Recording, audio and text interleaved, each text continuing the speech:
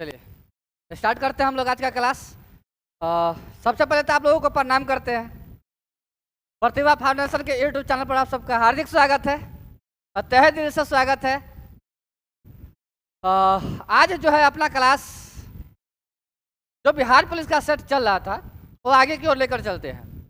शायद सेट 16 है, इस 17 है, ये मेरे टेक्निकल टीम बता रहा है कि 17 है।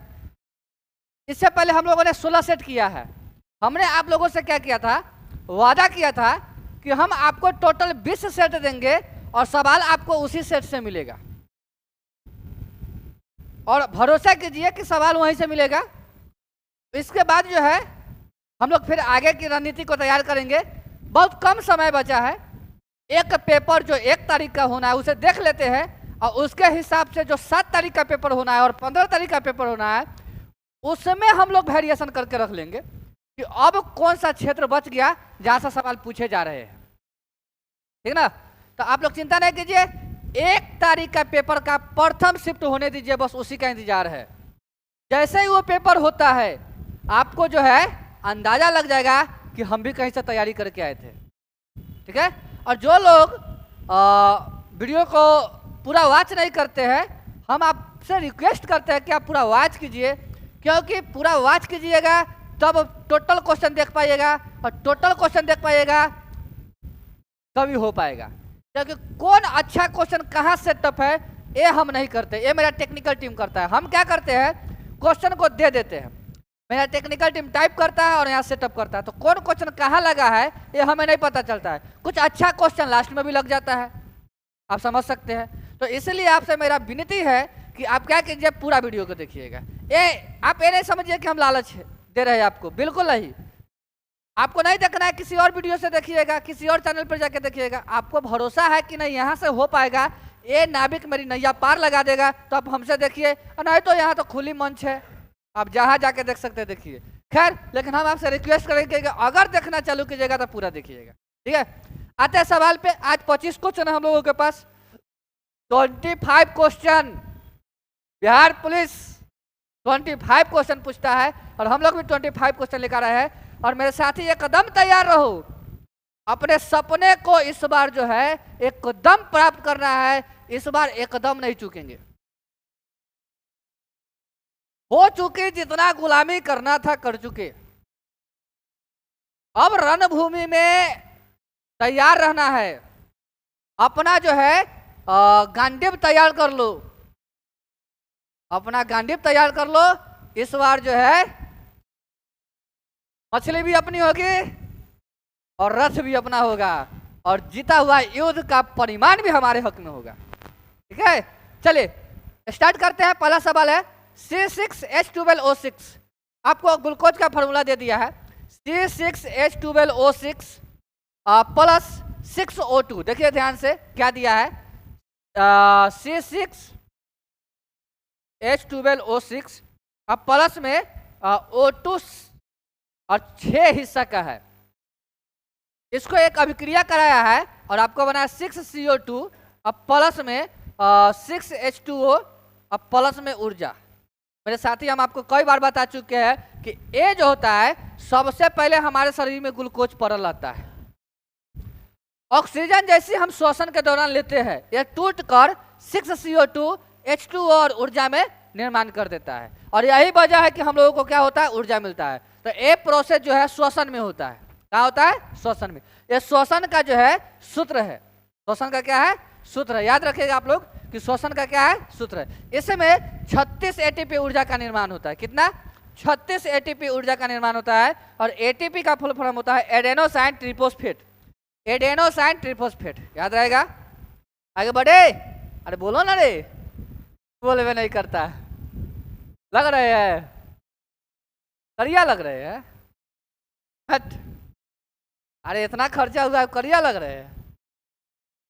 अब जो है काल्पनिक गोरा लगेंगे, काल्पनिक गोरा।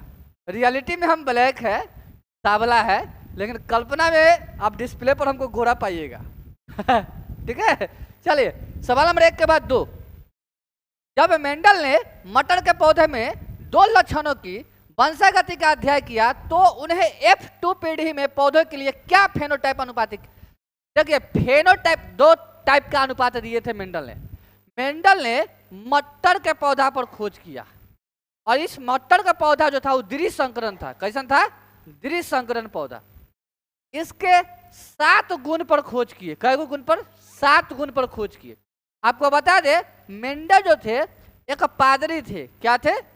पादरी थे, और इन्हें पोलैंड का ही रहने वाले थे, पोलैंड का रहने वाले थे, और इन्हें जेनेटिक्स का जनक कहा जाता है, मतलब अनुवांशिकता का जनक कहते हैं। अनुवांशिकता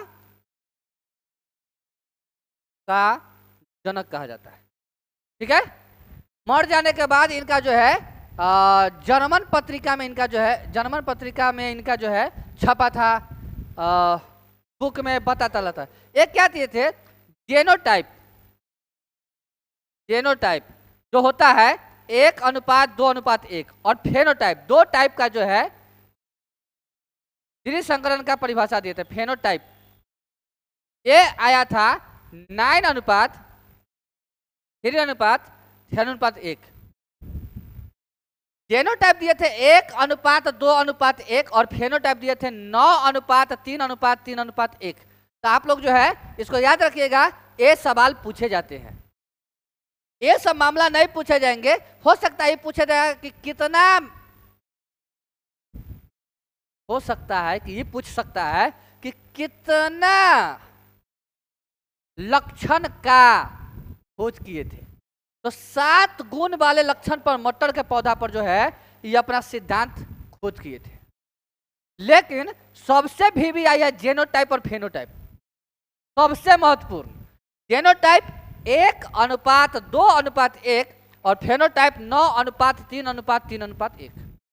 हर हाल में याद रखना है। अगर भूला ना तो मोबाइल में से निकल के और तब सोच लो क्या करेंगे। नहीं, कान में ये ईयरफोन जो घुसैले है तू लोग, वो निकाल कर तब कान के नीचे मारेंगे। ध्यान रखना, इसको नहीं बोलना है, क्या कि ये पूछेगा तो पूछेगा। किसने, देखिए इस बार ना 6 शिफ्ट में एग्जाम है, आपको पता है, तो कहीं ना कहीं सवाल पूछेगा। 6 शिफ्ट में एग्जाम है। 2 शिफ्ट है 1 तारीख के दिन, 2 शिफ्ट है 5 तारीख के दिन, और 2 शिफ्ट है 15 तारीख के दिन। तो 2 2 4 2 6 शिफ्ट में। तो क्वेश्चन जो है अलाय बकवा भी बनेगा, चिंता नहीं कीजिए आप लोग। आप सोच रहे होंगे कि बाप रे बाप क्या पूछेगा, ये पूछेगा वो पूछेगा। कुछ नहीं पूछेगा, एकदम हल्का हल्का क्वेश्चन पूछेगा, एकदम हल्का हल्का, एकदम हल्का हल्का। और 2-3 को क्वेश्चन दर्द देगा तो बर्दाश्त कर लेना, क्या कि इसका सिलेबस है बहुत भयंकर है। चलिए, किसने सुझाव दिया था कि जीवन की उत्पत्ति सरल अकार्बनिक पदार्थ से हुई है? कौन कौन जानता है इसका जवाब? इसका जवाब किन किन को पता है? किसने सुझाव दिया था कि जीवन की उत्पत्ति सरल अकार्बनिक पदार्थों से हुई है? नहीं पता? हम बता रहे हैं। जेबीएस हल्दाने नाम का एक वैज्ञानिक था।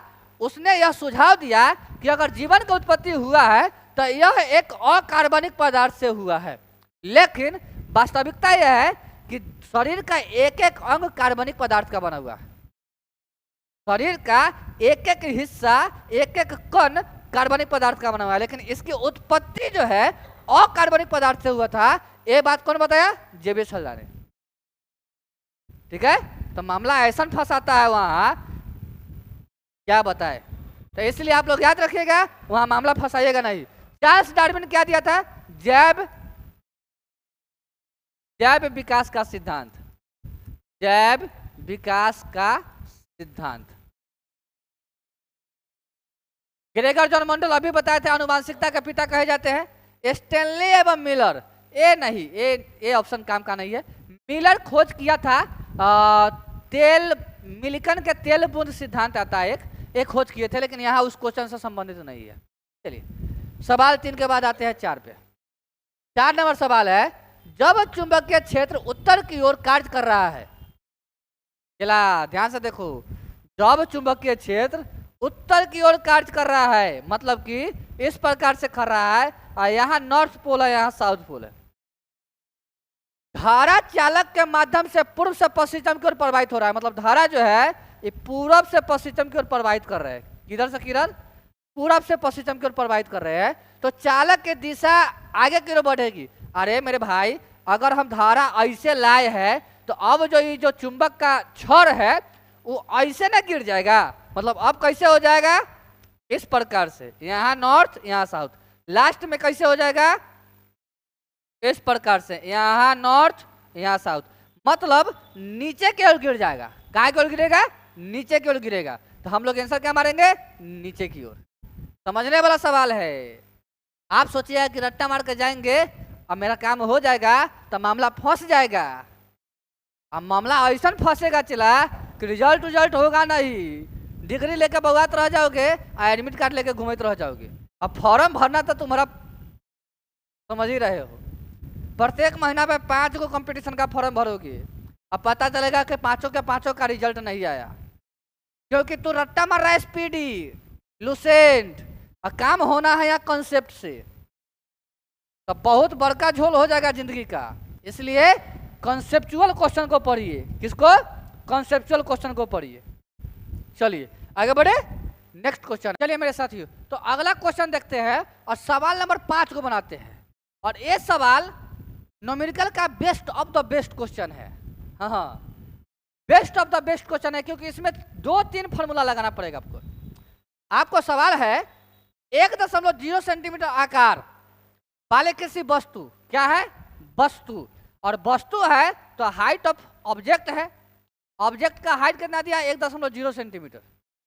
उसके बाद बोला है 16 सेंटीमीटर फोकस, फोकस कितना दिले है, 16 सेंटीमीटर, फोकस कितना दिले है, 16 सेंटीमीटर। और अवतल दर्पण के सामने है तो ऑब्जेक्ट भी क्या, माइनस में, फोकस भी क्या, माइनस में। 24 सेंटीमीटर की दूरी पर, मतलब यू कितना दिले है, 24 सेंटीमीटर रखा गया है।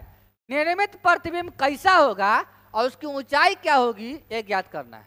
मेरे साथी, हम आपको बता दे, पूरे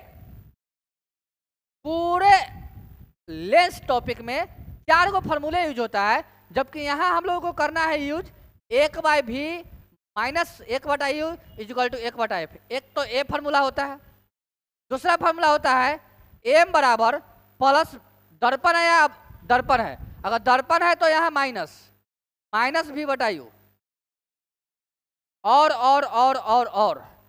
अगर m बराबर में minus v/u, height of object बटा हाइट ऑफ इमेज, ये भी होता है। और एक है p बराबर में 1/f। बस 4 फार्मूला का आप लोग लिख लीजिए। इस टॉपिक से मात्र 4 फार्मूला पे सारा क्वेश्चन बन जाता है, इसमें कोई शक नहीं। चलिए हम इसको बनाने का कोशिश करते हैं, इतना ही दूर में बना देते हैं। आपको एकदम कम दूरी, देखिए बनता कैसे है क्वेश्चन, जानकारी अगर है तो आप कम समय में और कम पेज में तुरंत क्वेश्चन बना लीजिएगा, और जानकारी न है तो 5 पन्ना लगेगा, 5 दिन लगेगा, समझे। अगर जानकारी न है तो 5 पन्ना और 5 दिन, और तब पर भी मिलेगा नहीं, माइनस प्लस माइनस में घुसल रहेगा, मिलाते रह जाओगे तुम। चलिए हम बनाते हैं इसको। सवाल क्या बोला है, प्रतिबिंब कैसा होगा, तो प्रतिबिंब निकालने के लिए हमको भी निकालना पड़ेगा। भी तो यहाँ से निकलेगा, तो 1/v रहने दो यहाँ, जस के तौस 1/v रहने दो। अब 1/v रहने दोगा तो 1/f पहले से इधर है, 1/u उधर जाएगा तो कथी में, प्लस में, यानी कि 1/f तो पहले से था, 1/f तो पहले से था, 1/u आया उधर से इधर तरफ के, और जैसे बाउंड्री छड़प के आया तो प्लस से कथी में आया होगा, माइनस में। 1/v अब बराबर में 1/f का वैल्यू कितना दिले है, तो -16 सेंटीमीटर रख लो, -16 सेंटीमीटर जोड़ 1/u कितना है, -24 सेंटीमीटर, माइनस में 24 सेंटीमीटर रख लीजिए। अच्छा एक बात बताओ मेरे भाई, एक बात बताइए हमको, अवतल दर्पण में जो है इसको हल करे, कहाँ करे, जगह तो नहीं है, चलो स्क्रॉल होगा, जूम कर दे। चलिए खाली क्वेश्चन का जूम हो रहा है।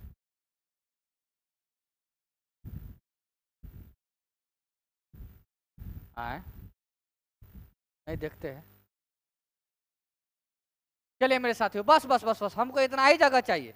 अब इसको हल करते हैं तो 1/v बराबर में 24 और 16 का लघुत्तम, 24 और 16 का लघुत्तम होगा 48, 16 तिया 48, 16 तिया 48 और उसके बाद है 24 दूना 48। बात समझ में आ रहा है? तो ए माइनस में और ए प्लस में, यानी आपके पास भी के मान आ रहा है, आपके पास भी के मान आ रहा है 1/भी बराबर में -3 में से 2 गया तो -1/48, यानी भी के वैल्यू -48। भी का वैल्यू कितना? माइनस। प्रतिबिंब माइनस में आ रहा है, मतलब काल्पनिक है, और कल्पना हमेशा सीधा होता है, मतलब उल्टा वाला ऑप्शन नहीं होगा। बात खत्म। दूगो तो ऐसी ऑप्शन खत्म, उतना ही दूर में दूगो ऑप्शन खत्म। अब ये दूगो में से ना कोई होगा। अब देख लेते हैं। अब इसको निकालने के लिए हमको क्या करना पड़ेगा? हाइट ऑफ क्या निकालना है? ऊंचाई निकालना है। तो प्रतिबिंब का ऊंचाई निकालने के लिए आपको रखना पड़ेगा यहाँ वैल्यू। तो माइनस भी का वैल्यू रख लीजिए, माइनस और भी कितना है? 48। तो 48 तो पहले से माइनस में है, और यहाँ फार्मूला में पहले से माइनस होता है, तो माइनस माइनस प्लस हो जाएगा। तो सीधे सीधे रखिए 48। उसके बाद यू माइनस में 24 और बराबर, देखिए हाइट ऑफ ऑब्जेक्ट कितना है? -1.0। अब बता हाइट ऑफ इमेज। बस हल कर लीजिए, आंसर आ जाएगा। आप लोग आंसर लाइएगा तो इसका आंसर होगा 48 और गुने हाइट ऑफ इमेज और बराबर में 24 गुने 1.0। तो आप जब गुना करने जाइएगा तो आपको मिलेगा कितना? -2.4। इसको जब भाग दीजिएगा तो हाइट ऑफ इमेज बराबर आएगा -2.4 और बट्टा में 48। कोई दिक्कत किसी को? नहीं ना। और इसको जब काटिएगा तो ये आपको मिल जाएगा 0.4 सेंटीमीटर। कितना मिलेगा? 0.4 सेंटीमीटर सीधा में। ठीक है, काट के चेक कीजिएगा आप लोगों को मिल जाएगा, चिंता करने की जरूरत नहीं है, उतना ही मिलेगा जितना हम बता दिए। 5 नंबर के बाद नेक्स्ट सवाल नंबर 6 पे चलते हैं। 6 नंबर सवाल है कि सूर्य से आने वाली किरण, ध्यान से सुनिएगा, सूर्य से आने वाली किरण वायुमंडल द्वारा अपवर्तित होती है। इसके कारण आभासी सूर्यास्त वास्तविक सूर्यास्त से लगभग 2 मिनट बाद तक दिखाई देते रहता है। जब सूर्य अस्त हो जाता है तो 2 मिनट बाद तक दिखाई देते रहता है। याद रखिएगा आप लोग, कोई किताब आपको 4 मिनट देगा, आप नहीं मारिएगा आंसर, 2 मिनट वास्तविक होता है। 6 के बाद सवाल नंबर 7 है, जब किसी चालक पर 24 वोल्ट का विभव, मतलब भी कितना दिले है? 24 वोल्ट। भी कितना दिले है? 24 वोल्ट आरोपित किया जाता है और 96 मिली एम्पियर की धारा, यानी आई बराबर कितना? 96 मिली एम्पियर। देखो यहाँ मिली है तो मिली को तोड़ना पड़ेगा, मिली को तोड़ना पड़ेगा। जब तक मिली नहीं तोड़िएगा तब तक नहीं मिलेगा, ठीक ना? तो तोड़ेंगे वहाँ। चालक का प्रतिरोध क्या है? तो V बराबर होता है IR, यानी यहाँ से R निकालेंगे तो R बराबर में होगा V/I। V कितना है? तो 24। I कितना है? तो 96 और मिली एम्पियर है। कथी में है? मिली एम्पियर में है। तो आपको बता दे कि मिली एम्पियर में होगा तो क्या करोगे मेरे साथी? तो आपको क्या करना पड़ेगा? 1000 से गुना करना पड़ेगा। ठीक है, जैसे काटोगे तो 24 चौका 96 और 4 से काटोगे तो 25, 250 आपका आंसर आ जाएगा। और ये आपका करेक्ट आंसर है। और प्रतिरोध का ऐसा मात्रक ओम होता है तो ओम आंसर होगा। कोई दिक्कत?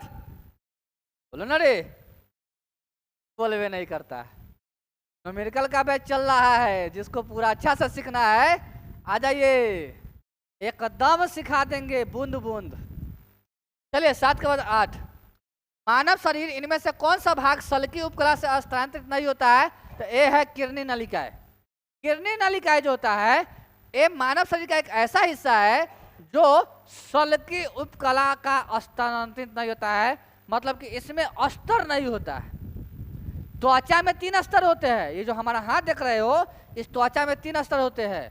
पहले जो दिख रहा है ये वाला भाग, ये वाला भाग को क्या बोलते हैं? आप लोग बताओ। उसके नीचे क्या है? त्वचा का 3 स्तर होता है, लेकिन हमारे पूरे शरीर में केवल किरणीय एक नलिका है जिसका सिंगल स्तर होता है, इसके बाद स्तर नहीं होता है। ठीक है, चलिए आपको बता दे 9 नंबर सवाल, फेरस सल्फेट क्रिस्टल के पूर्ण अपघटन के दौरान कौन सी गैसें निकलती है? तो एक गैसें निकलती है SO2 और SO3 दोनों। फेरस सल्फेट क्रिस्टल में अगर पूर्ण अपघटन जब होगा तो ये SO2 और SO3 दोनों गैस निकालेगी। 9 के बाद सवाल नंबर 10, जब प्रतिरोधक को श्रेणी क्रम में, कहा श्रेणी क्रम में संयोजित करते हैं तो प्रत्येक होगा नहीं, प्रत्येक प्रतिरोधक में विभवांतर जो होगा प्रतिरोध के समानुपाती होगा, यानी V समानुपाती होता है R, क्योंकि आप जानते हो कि V बराबर होता है IR, तो V समानुपाती I या V समानुपाती R। तो ये दोनों बातें आप लोग याद रखिएगा, ये आपको पूछा जाएगा।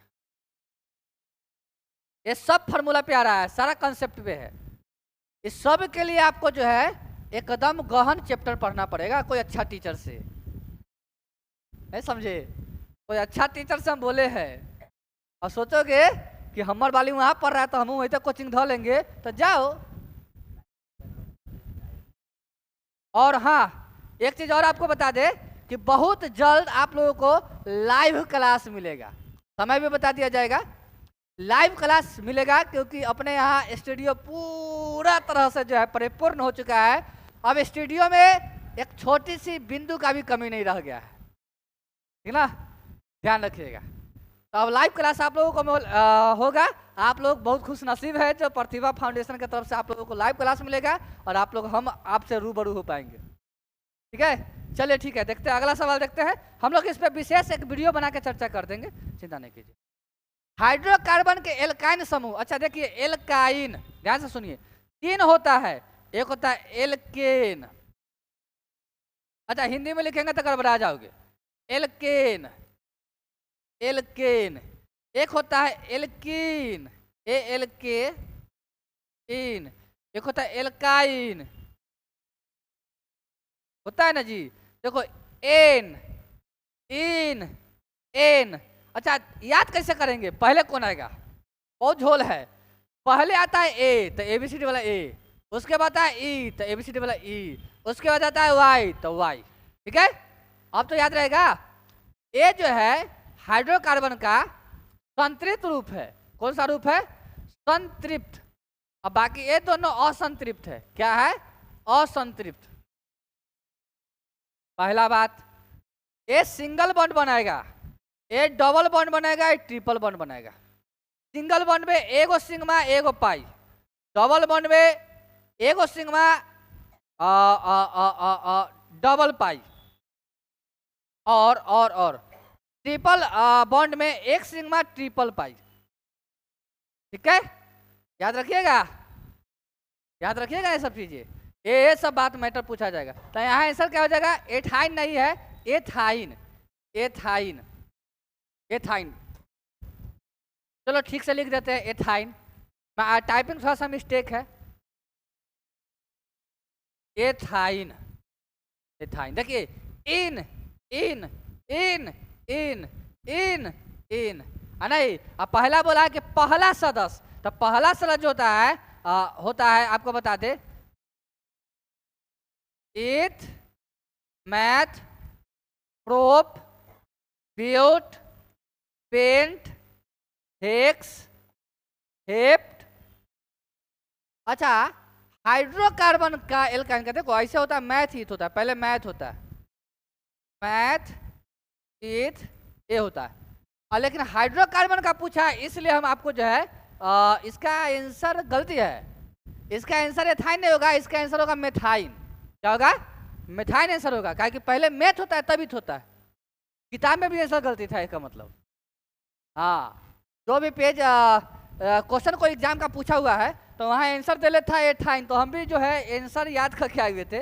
लेकिन मेरा कंसेप्ट कहता है कि इसका आंसर होगा मेथाइन, का कि पहले होता है मैथ, तब eth, prop, but, pent, hex, hept, oct, dec, non होता है, non, non dec, 1 dec, 2 dec, 3 dec, इस प्रकार से होता है पूरा। तो ये सब चीजें आपको जो है केमिस्ट्री में पढ़ना है।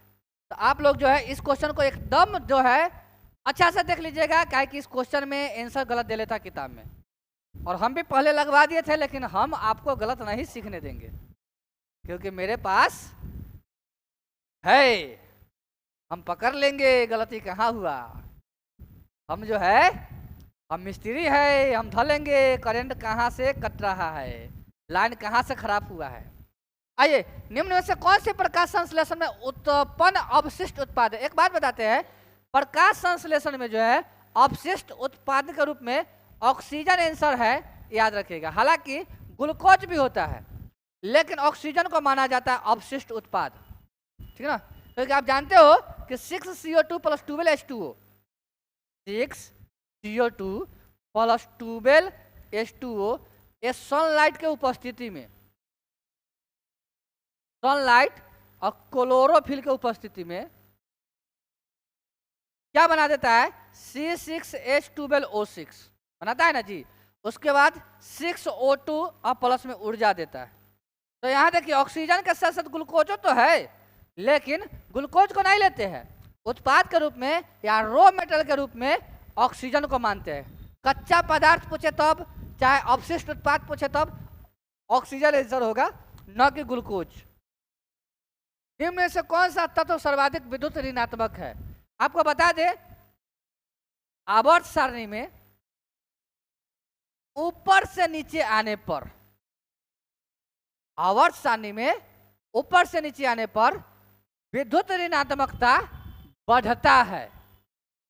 टॉप से बटन पे आएंगे तो विद्युत ऋणात्मक बढ़ता है, विद्युत ऋणात्मक बढ़ता है। इसका यह मतलब है कि आप इस श्रेणी को देखिए, फिर, कल, प्रात, बस इतना ही रखिए। पे mg का सरबरा नहीं, तो आप देख सकते हो कि यहाँ जो है मैग्नीशियम तो प्लस होता है, क्लोरीन माइनस होता है, तो सबसे ज्यादा नेगेटिव यही है, यही आंसर होगा। सबसे ज्यादा नेगेटिव है, क्योंकि ये तो मैग्नीशियम होता है, ये तो इलेक्ट्रॉन को क्या करता है? त्यागता है। 2 और 8 और 2 10, 10 और 2 12, देखो इतना 2 को त्यागा है। क्लोरीन लेता है 2, 8 और 2 10 और 10 7 17, इसके पास 7 है, इसको एगो लेना पड़ेगा किसी न किसी से, तो ये सबसे ज्यादा विद्युत ऋणात्मकता है। ये भी क्या करेगा? त्याग करेगा। 2 8 और 2 10 और 10 और 3 तरह, क्या करेगा? 3 को त्याग देगा, 3 को क्या करेगा? त्याग करेगा। सल्फर में भी देखिए, सल्फर में भी देखिए, 2 8 और 2 10 और 10 6 16, यानी कि 2 को लेगा। कै को लेगा? 2 को लेगा। कै को लेगा? 2 को लेगा, ठीक है। तो सबसे ज्यादा जो है सर्वाधिक विद्युत ऋणात्मक जो है आपको क्लोरीन मिल जाएगा, क्योंकि ऊपर से नीचे आने के क्रम में ये सबसे ज्यादा इलेक्ट्रॉन का क्या करेगा? ग्रहण करेगा। 13 के बाद 14 देखे, इनमें से कौन सा मुद्दा बड़े बांधों से संबंधित समस्या नहीं है? इनमें से कौन सा मुद्दा बड़े बांधों से संबंधित समस्या नहीं है? मतलब आपसे पूछना चाह रहा है कि अगर हम बहुत बड़ा बड़ा बांध बनाएंगे तो इनमें से कौन सा समस्या नहीं आएगा? तो पहला ऑप्शन है कि वनों की कटाई और जैविक विविधता की हानि। अरे अगर हम बहुत बड़ा बांध बनाएंगे तो वनों की कटाई करना ही पड़ेगा, अब वन को काटेंगे तो जैव विविधता होगी, तो ये आंसर नहीं होगा। अगर बड़ा बांध बनाएंगे तो हुआ आसपास में जो घर बना के रह रहा है लोग सब, उसको तो हटाना पड़ेगा, झुग्गी झोपड़ी, तो ये भी आंसर नहीं होगा। सिंचाई के लिए जल का संग्रहण एकदम सही है। बांध जब बन जाएगा तो बांध बनने का उद्देश्य 2 गो होता है। सिंचाई के लिए जो है पानी का जमाव करा, सिंचाई के लिए पानी का जमाव कर लेना, संग्रहण करना, और दूसरा है ताप विद्युत हाइड्रोलिक जो विद्युत उत्पन्न होता है उसे उत्पादन करना। तो यही आंसर सही है। चलिए 14 के बाद सवाल नंबर 15 देखते हैं। एक रासायनिक समीकरण में तीर का चिन्ह, मतलब मान लीजिए कि अभिकारक है, अभिकारक है, अब तीर का चिन्ह देख के यहाँ बना लिए उत्पाद। क्या बनाए? उत्पाद। तो ये जो तीर का चिन्ह है ये उत्पाद के बारे में बताता है। किसके बारे में? उत्पाद के बारे में। क्या? मोटर के आर्मेचर के घूर्णन की दिशा की सहायता से ज्ञात की जाती है। हम आपको बता देते हैं। मोटर पूछेगा तो बायां हाथ का नियम, और जनरेटर पूछेगा तो दायां हाथ का नियम, बस इतना ही याद रखना है। तो फ्लेमिंग के बाएं हाथ का नियम इसका आंसर सही है। मोटर पूछेगा तब बायां हाथ का नियम, जनरेशन पूछेगा तो दायां हाथ का नियम। मेंडलीव की आवर्त सारणी ने तत्वों के परमाणु द्रव्यमान और उनके बीच की संबंधों का परीक्षण किया था। एक किया था भौतिक एवं रासायनिक दोनों गुण पे। मेंडलीव जो है अपना जब आवर्त सारणी दिया तो तत्वों का जो है वर्गीकरण भौतिक एवं रासायनिक दोनों समीकरण को लेते हुए किया, ठीक ना। चलिए 17 के बाद सवाल नंबर 18। एक पारिस्थितिक तंत्र की खाद्य श्रृंखला और उससे होने वाली ऊर्जा प्रवाह से संबंधित कुछ कथन नीचे दिए गए हैं, गलत कथन का चयन कीजिए। चला ऐसा सवाल बहुत पूछता है कि गलत कथन का चयन करे, तो गलत कथन का तो चयन वह करेगा जो थ्योरी पढ़ ले होगा, सब करेगा, सबसे नहीं होगा। जो थ्योरी पढ़ा है, जो उसका जानकार है, वो बताएगा गलत कौन है सही कौन है। मान लो कि हम यहाँ मारपीट किए और थाना में जाके पूछेंगे थानेदार साहेब हम मारपीट नहीं किए हैं और गलत इसमें कौन है सही कौन है, कैसे पता चलेगा ओकरा? जो सामने यहाँ बैठल होगा वह ना बताएगा कि गलत कौन था सही कौन था, उसको कैसे पता चलेगा? तो जो थ्योरी पढ़ा होगा उसको पता चल जाएगा। देखिए हम बताते हैं, एक पारिस्थितिक तंत्र की खाद्य श्रृंखला और उससे होने वाली ऊर्जा से संबंधित कुछ कथन नीचे किए गए हैं, गलत कथन का चयन कीजिए। ऐसे सभी जीव जो उत्पादक नहीं होते हैं नहीं, गलत बात। ये तो ऑप्शन है गलत है, इस प्रकार के ऑप्शन सेट नहीं होना चाहिए। एक अकेला जीव एकाधिक पोषी स्तर पर भोजन प्राप्त कर सकता नहीं, एक अकेला जीव एक से अधिक पोषी स्तरों पर निर्भर नहीं रहता है, ये भी गलत। जीव का पोषी स्तर जितना निम्न होगा उससे उतनी ही होती है, उसमें उतनी ही होती है। क्या क्वेश्चन का ऑप्शन गलत है? जीव का पोषी स्तर जितना निम्न होगा उससे उतना ही ऊर्जा मिलेगी, ये ऑप्शन होना चाहिए, ये ऑप्शन होना चाहिए, तब ये आंसर सही होता। खाद्य जाल में दो या दो से अधिक खाद्य श्रृंखला शामिल होती है, नहीं। खाद्य जाल में हमेशा जो है सिंगल खाद्य श्रृंखलाएं, खाद्य जाल में हमेशा जो है सिंगल खाद्य जाल सम्मिलित होता है, ठीक है। आगे बढ़ते हैं। यह एक निश्चित आकृति का एक कोशिकीय जीव है। कौन भाई?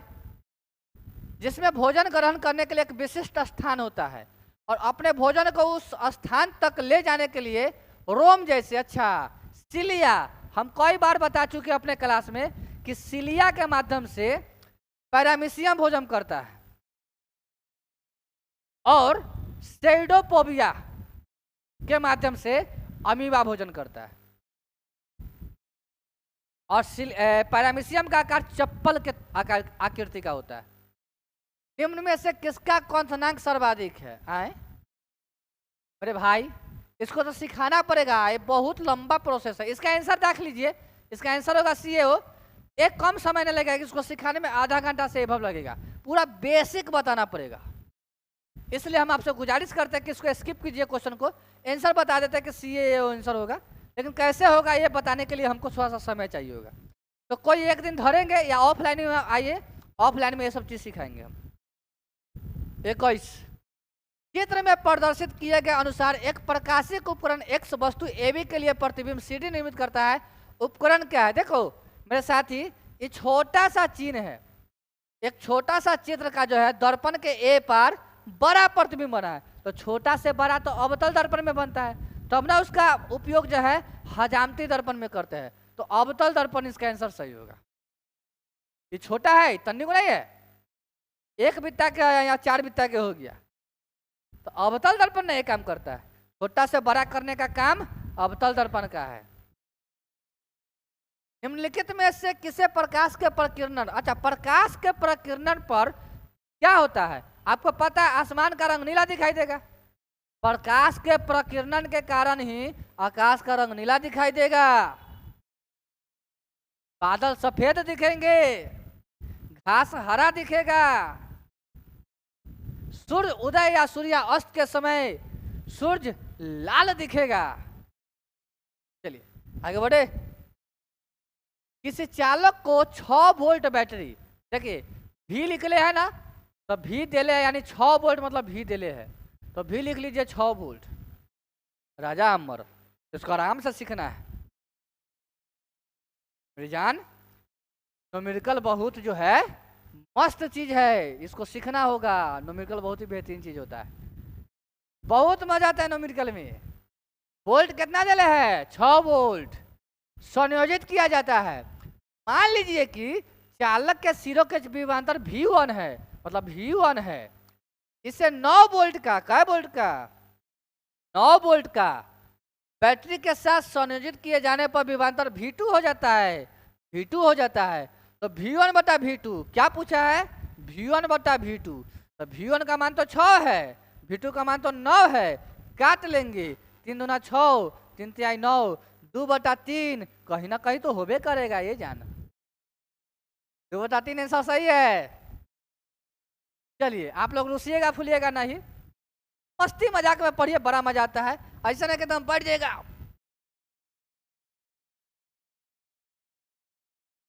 ये नहीं, थोड़ा सा लगना चाहिए कि पढ़ रहे हैं। खूब एकदम अपने मन के अंदर को गुनगुनाहट में रखिए और पढ़ाई कीजिए ना। 12-12 घंटा 14-14 घंटा पढ़ जाइएगा और आपको पता भी नहीं चलेगा। हम लोग यही करते हैं, हम तो आपको बताते हैं, हम पढ़ते पढ़ते भोजपुरी गीत गाने लगते हैं, बड़ा मजा आता है। उसको गाते रहते हैं, पढ़ते रहते हैं, लिखते रहते हैं और पढ़ जाते हैं, दिन दिन में पढ़ जाते हैं, रात रात भर पढ़ जाते हैं। चलिए, एक अज्ञात विलयन का उपयोग करती है, उसके कपड़ों का रंग फीका पड़ जाता है। एक अज्ञात विलयन का उपयोग करती है, उसके कपड़ों का रंग फीका पड़ जाता है। आशी अपना कपड़ा साफ करने के लिए गलती से डिटर्जेंट के स्थान पर क्या ले लेता है? तो ये पक्का ब्लीचिंग पाउडर लिया होगा, ताकि ब्लीचिंग पाउडर का गुण है रंग को क्या करता है? उड़ा देता है, विरंजक कर देता है, विरंजक। एक क्वेश्चन और है लास्ट। एटीपी के टर्मिनल लिंक को तोड़ने के लिए पानी का उपयोग करने पर कितनी ऊर्जा उत्सर्जित होगी? 30.5 किलो जूल पर मोल। ये आपको याद रखना पड़ेगा, ये आपको याद रखना पड़ेगा, इसमें कोई तरह का फॉर्मूला नहीं है। एटीपी के टर्मिनल लिंक को तोड़ने के लिए पानी का उपयोग करने पर 30.5 किलो जूल पर मोल का निर्माण करना पड़ेगा। नमस्कार है, प्रणाम है, आज आपका सेट खत्म हो गया। कल आते हैं और फिर एक नया सेट करते हैं, सेट नंबर 18। और हम टोटल 20 सेट कराइए के मानेंगे, चिंता नहीं कीजिए। हमने वादा किया था 20, तो 20 होगा तो होगा। मिलते हैं नेक्स्ट वीडियो में। बहुत बहुत धन्यवाद, लव यू ऑल। और वाचिंग पूरा कीजिए और अपने साथियों को बता दीजिए कि प्रतिभा फाउंडेशन में राजू सर का जो साइंस का लेवल है बहुत लंबा और तगड़ा और बहुत गहराई है, ठीक है। और आप लोग फिर से एक बार बताते रहे, लाइव आना नहीं भूलिएगा, आपको बहुत जल्द सूचना दे देंगे वीडियो के माध्यम से, ठीक है। चलिए, थैंक यू, बहुत बहुत धन्यवाद, love you all, bye bye, Tata.